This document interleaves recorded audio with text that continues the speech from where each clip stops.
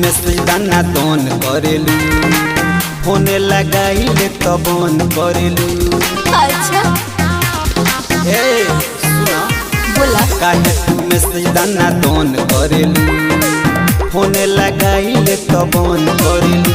काहे खात बाड़ू हमारे कपार के सुना धीरे धीरे लिंक पकड़ के करो यारो चैनल हमर भतार के।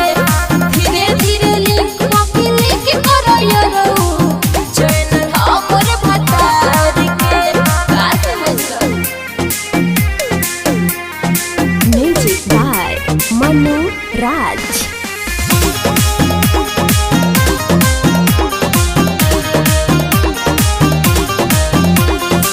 लाइक शेयर जदि करे कमेंट हो तबे नु पूरा पूरा मिली अपडेट हो। समझना लाइक शेयर जदि करे कमेंट हो तबे नु पूरा पूरा मिली अपडेट हो।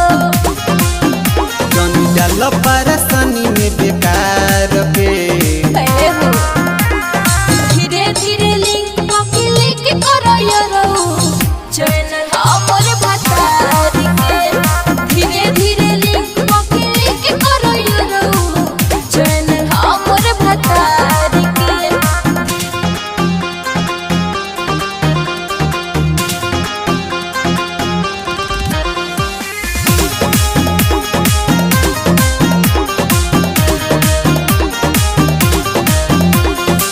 टेंशन ना कर कुछ होई नहीं हानि।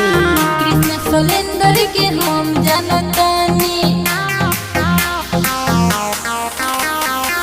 टेंशन ना कर कुछ होई नहीं हानि।